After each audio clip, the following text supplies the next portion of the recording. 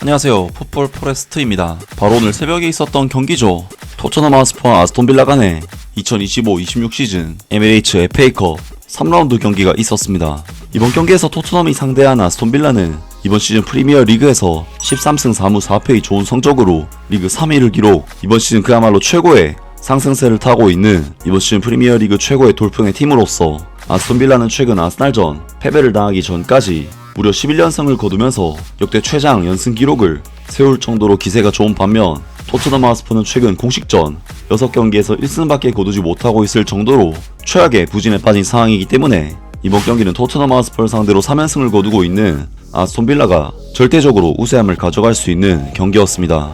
그리고 이번 경기는 FA컵 3라운드 경기로서 하부리그 팀들이 상당히 많이 생존해 있는 상황에서 토트넘은 하필이면 아스톤빌라를 상대하게 되는데, 토트넘은 최근 모하메드 쿠두스 선수가 부상으로 전력에서 이탈하면서 전력 공백이 생긴 상황이고, 이번 경기는 로테이션을 돌리기도 애매해진 갈 길 바쁜 토트넘에겐 경기 자체가 악재라고 할 수가 있었는데요.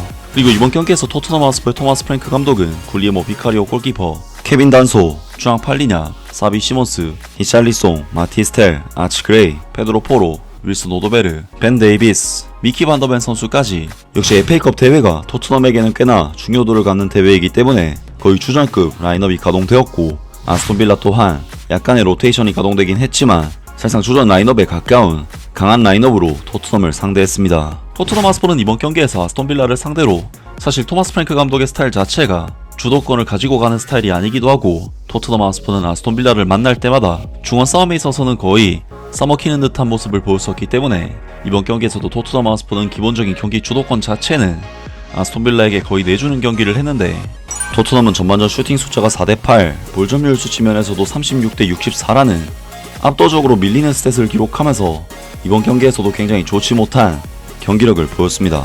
토트넘 하스퍼는 이번 경기에서 상대가 워낙 강한 전력의 팀인데다 상승세를 타고 있고 상성에 있어서도 밀리는 팀인 만큼 기본적인 전술 베이스는 수비적으로 가져가는 한편, 순간적인 팀 압박과 역습을 통해 공격으로 전환을 시도하는 토마스 프랭크 감독이 이번 시즌 강팀들을 상대할 때마다 보여줬던 똑같은 패턴의 축구로 아스톤빌라를 상대했는데, 최근 들어 토마스 프랭크 감독 체제에서 그야말로 무색무취한 팀이 되어버린 토트넘 하스퍼는 이번 경기에서도 그야말로 아무런 내용이 없는 무색무취한 경기를 했는데요. 그나마 토트넘 하스퍼가 이번 경기에서 아스톤빌라를 상대로 노렸던 부분은 순간적인 팀 압박과 그로 인해 발생하는 찬스라고 할 수 있었고, 거의 전반전 초중반을 아무런 상황 없이 시간을 보냈던 토트넘은 17분 시점에 벤 데이비스 선수가 순간적으로 중원에서 턴오버를 만들면서 찬스를 만들어냈는데, 토트넘 하스퍼는 이어진 상황에서 페드로 포로 선수의 크로스가 마티셀 선수에게 전달이 되면서 드디어 첫 슈팅 장면이 나왔지만 마티셀 선수는 공을 골대 근처로도 보내지 못하는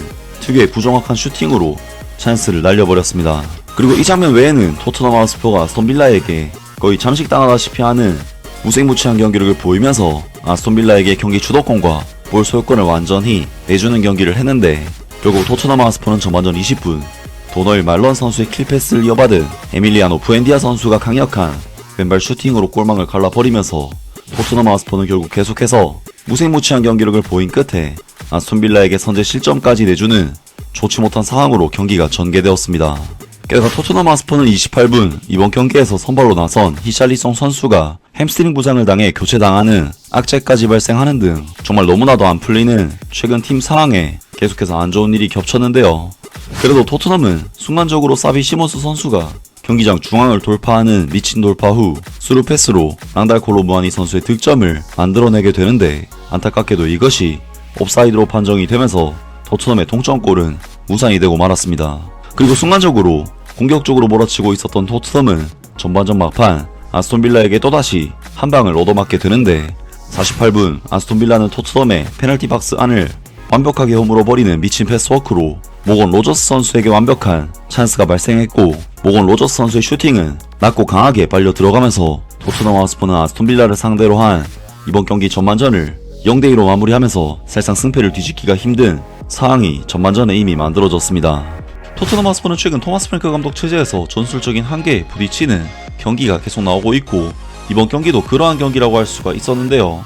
아무래도 토마스 프랭크 감독의 전술 스타일 자체가 경기를 지배하면서 주도적으로 공격 전개를 하는 것이 아닌 사실상 거의 중원을 버리다시피 하면서 다이렉트하게 플레이하는 부분에서 단점이 명확한 감독인데, 그러다 보니 토트넘 하스퍼는 1차적인 공격 빌드업에 있어서도 상당히 취약해진 모습을 매 경기마다 보이고 있고, 다이렉트한 플레이를 펼치다 보니 공격의 패턴 또한 상당히 단조로워지면서 이를 파악한 상대 팀들에게 분석을 당해 경기를 거듭할수록 부진한 모습들을 보이고 있습니다. 실제로 토트넘 하스퍼는 시즌 초반까지만 하더라도 모하메드 쿠두스 선수가 상당히 휘젓는 플레이를 통해 재미를 봤었지만, 사실 모하메드 쿠두스 선수도 상대 팀들의 패턴 분석 및 팀 내 의존도 때문에 경기력 하락이 발생하면서 이미 한계에 다다랐고, 계속해서 혹사당하면서 뛰던 쿠두스 선수는 결국 부상까지 당해버리면서 토마스 프랭크 감독의 축구는 사실상 탈출구를 잃어버렸습니다. 토트넘의 경기력은 정말 너무나도 심각했기 때문에 영국 BBC 해설위원들도 경악을 하면서 맹비난을 보냈는데요. 스퍼스가 이번 시즌 FA컵을 이어가려면 그 유명한 FA컵의 마법이 조금은 필요해 보인다.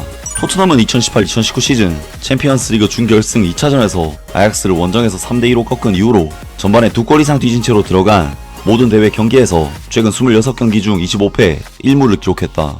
이건 팀 내 11명의 모르는 남자들이 경기장 밖 버스 정류장에서 우연히 만난 것 같은 경기다. 첼시, 맨체스터 유나이티드, 웨스트햄 등 감독이 바뀌기만을 기다리며 사실상 손을 놓아버린 프리미어리그 팀들이 있는데, 그 중에서도 토트넘은 단연 최악이다.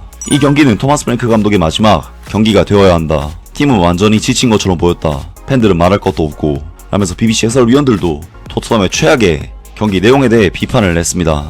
그래도 토트넘은 후반전 들어 전반전에 보여주지 못했던 공격성을 뒤늦게나마 보여주게 되는데, 토트넘은 54분 랑달 콜로무아니 선수의 패스를 이어받은 윌슨 오도베르 선수가 낮고 빠른 땅볼 슈팅으로 득점을 터뜨렸고, 40분 정도의 경기 시간이 남은 상황에서 1대2의 스코어를 만들면서 경기를 알 수 없게 만들게 되는데요. 그리고 한 골 차로 따라붙은 토트넘은 후반전에는 완전히 경기 흐름을 잡으면서 아스톤 빌라를 상대로 득점을 노리게 되는데, 토트넘은 후반 막판까지 아스톤 빌라를 상대로 동점을 노렸지만 결국에는 추가 득점에 실패하면서 이번 경기를 패배로 마무리. 이번 시즌 FA컵은 3라운드라는 다소 이른 타이밍에 탈락을 당하고 말았습니다. 정말 이번 경기는 토트넘 하스퍼 토마스 프랭크 감독에게 제기되고 있는 최근 전술적인 문제점이 전혀 개선되지 않았던, 그냥 결과와 상관없이 똑같이 심각했던 경기 내용을 보였던 토트넘이었는데요. 토마스 프랭크 감독의 전술이 과연 토트넘에 적합한지 의심이 들게 하는 경기였습니다. 아무튼 이번 영상은 여기까지고요. 저는 다음 영상으로 바로 찾아뵙겠습니다.